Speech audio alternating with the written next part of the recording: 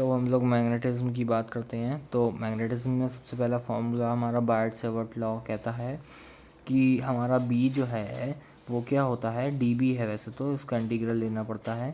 वो क्या होता है, mu nought by 4 pi I D L sine theta by R square, जिसको हम लिख सकते हैं mu nought by 4 pi I D L cross R by R cube, ऐसे भी करके भी हम लिख सकते हैं। दूसरा फार्मूला हमारा ये आता है कि वायर अगर लगा हुआ है, अगर कोई भी स्ट्रेट वायर है तो हम कैसा फार्मूला लगाएंगे, हम लिखेंगे mu nought by 4 pi I by R sine theta 1 plus sine theta 2। अब तुम कहोगे कि ये थीटा 1 थीटा 2 कहाँ है, तो देखो ये तुम्हारा इन्फिनाइट वायर है और यहाँ पर इन्फिनाइट रहने दो, चलो अभी ये फाइनाइट वायर है। हमने क्या करा, ये रेफरेंस लाइन दी है और ये देखो ये दो एंगल बन रहे हैं। ये ऊपर की तरफ एक एंगल बना थीटा 1 और ये नीचे की तरफ एंगल बना थीटा 2, यानी कि थीटा 1 जो है वो हम क्लॉकवाइज सेंस में लेते हैं और थीटा 2 लेते हैं एंटी क्लॉकवाइज सेंस में। समझ गए। अब हम तीसरा फार्मूले की तरफ बनते हैं। ये है हमारा आर्क का फार्मूला, ये मल्टीपर्पज़ है फार्मूला। इसमें क्या खास बात है, ये है mu nought by 4 pi I by R और थीटा।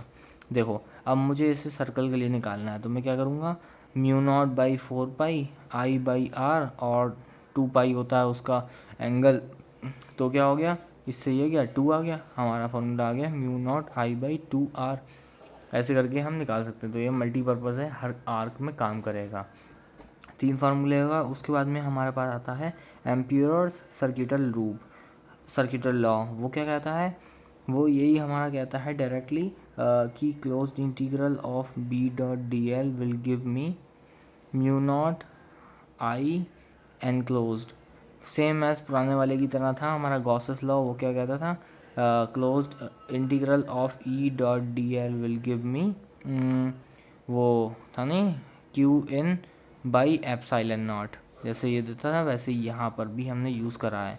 ठीक है, तो ये है। अब इससे हम कहाँ कहाँ निकालते हैं, हम पहले तो सिंपल वायर में कैलकुलेट कर सकते हैं, लेकिन जब हमें फाइनल फार्मूला ही याद करना है तो फिर हम क्यों मेहनत करें। साइन थीटा 1 थीटा 2 पर 90 डालो तो 2 आएगा, 1 2 से 2 कट जाएगा तो ये क्या आ जाएगा, mu nought by 2 pi I by R, formula आ गया।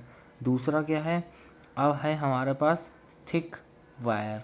थिक वायर में हमारे पास इनसाइड का फार्मूला क्या होता है, इनसाइड का फार्मूला होता है mu nought by 2 pi I R by R square, ये फार्मूला होता है। और आउटसाइड का फार्मूला सिंपल ही होता है, जो कि ये होता है, यानी कि मैं यहाँ पर वायर लिख दे रहा हूँ, यानी कि सेम फार्मूला होता है। उसके बाद में हम पढ़ते हैं हॉलो पे। हॉलो वायर होता है, उसका इनसाइड पॉइंट पे 0 ही होता है और आउटसाइड पॉइंट पे वायर वाला होता है। चौथे नंबर पे जाते हैं। अब हम बात करेंगे थिक हॉलो की।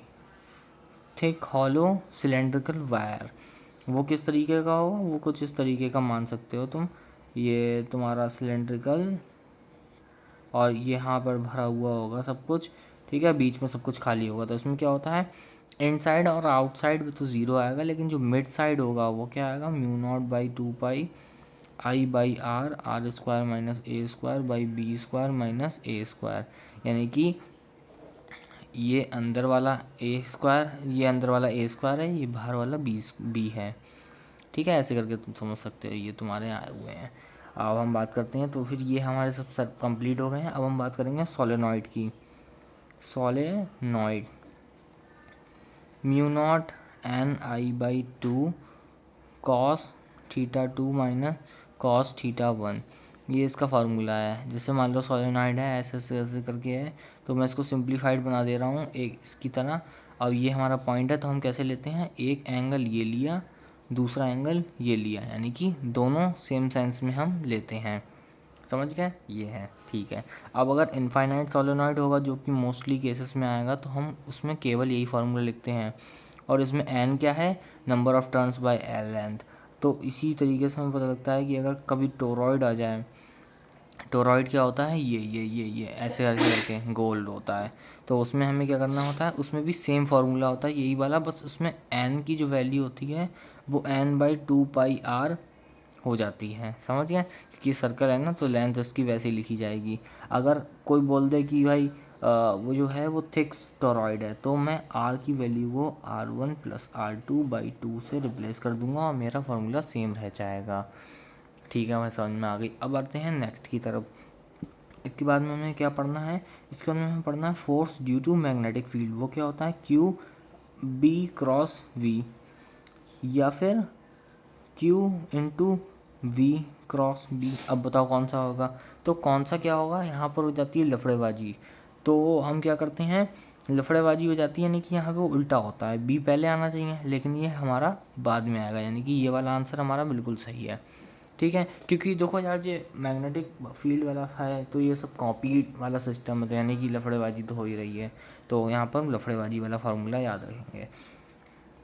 ठीक है, अब इसमें आते हैं चार केसेस कौन से हैं। पहला केस होता है कि हम पार्टिकल, जो चार्ज पार्टिकल है, ये दो मैग्नेट रखी हुई हैं, ठीक है, और इसके बीच में जो चार्ज पार्टिकल रखा हुआ है, इसमें हम वेलोसिटी जो है ज़ीरो दे दें, यानी कि हमारा force due to magnetic field का फार्मूला है Q/V/B, यानी कि क्रॉस अगर मैं हटाता हूँ तो ये साइन थीटा आ जाएगा, तो ये V ही ज़ीरो है, यानी कि फोर्स ज़ीरो है। दूसरा केस क्या है कि वेलोसिटी जो है वो पैरेलल है B के, यानी कि साइन थीटा ज़ीरो है, यानी कि ये ज़ीरो आ गया। तीसरा केस ये है V परपेंडिकुलर है B के, यानी कि यूनिफॉर्म सर्कुलर मोशन लगेगा। ठीक है, समझ में आ गया, यूनिफॉर्म सर्कुलर मोशन लगेगा। तो जो मैं सपोज करता हूँ कि मैग्नेटिक फील्ड जो है वो अंदर की डायरेक्शन में हमारा पार्टिकल घूम रहा है, तो मैं कैसे निकालूंगा, तो मैं अपनी फिंगर्स को वेलोसिटी की डायरेक्शन में लूँगा और मैग्नेटिक फील्ड में उसको टर्न कर दूंगा, यानी कि ऊपर, यानी कि ये जो पार्टिकल है वो रियलिटी में इस तरीके से सर्कुलर मोशन करेगा, और ये इसका सेंटर है। रेडियस का फार्मूला याद रखना, mv/qb which is also equal to 2m kinetic energy, और QB which is also equal to √2m Q potential by QB, इसके भी इक्वल होता है, इसको याद रखना। टाइम पीरियड हमारा क्या होता है, 2 देखो क्या होता है, velocity is equal to distance upon time होता है, टाइम निकालना यानी कि डिस्टेंस लिखूंगा बाई वेलोसिटी लिखूंगा, यानी कि 2πmv/QB, से V कट गया, ये हमारा टाइम पीरियड आ गया, समझ गए। इस तरीके से ये वाला भी हमारा सिस्टम हो जाता है पूरा। बाकी कुछ केसेस हैं